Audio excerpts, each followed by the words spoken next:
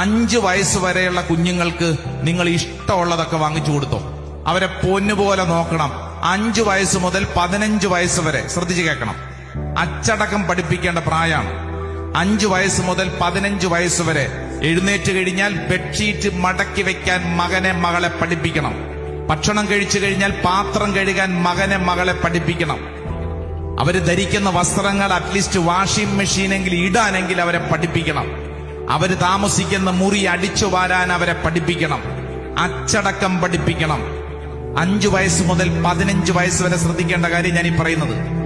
15 വയസ്സ് മുതൽ മുകളിലോട്ട് നിങ്ങളുടെ മക്കളെ നിങ്ങളൊരു ഫ്രണ്ടിനെ പോലെ, സുഹൃത്തിനെ പോലെ കൈകാര്യം ചെയ്യണം.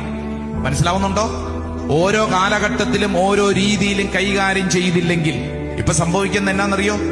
25 വയസ്സാകുമ്പോഴാണ് നമ്മൾ 5 വയസ്സിൽ കൊടുക്കേണ്ട ട്രെയിനിങ് തുടങ്ങുന്നത്. എടാ ബെഡ്ഷീറ്റ് മടക്കി വെക്കടാ. എത്രയാ വയസ്സ്? 25.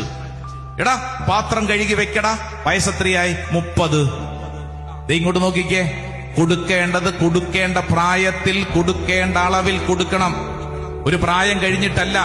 നമ്മൾ ശ്രദ്ധിക്കണം. ഈ കാലഘട്ടത്തിൽ പേരന്റിംഗ് എന്നൊക്കെ പറയുന്നത് വളരെ വിഷമം പിടിച്ച കാര്യമാണെങ്കിൽ അത് ഓരോ പ്രായത്തിനും പ്രായത്തിൻ്റെതായ രീതികളിൽ ശ്രദ്ധിക്കാഞ്ഞത് കൊണ്ടല്ലേ പലപ്പോഴും ഭാരമായി മാറുന്നത്.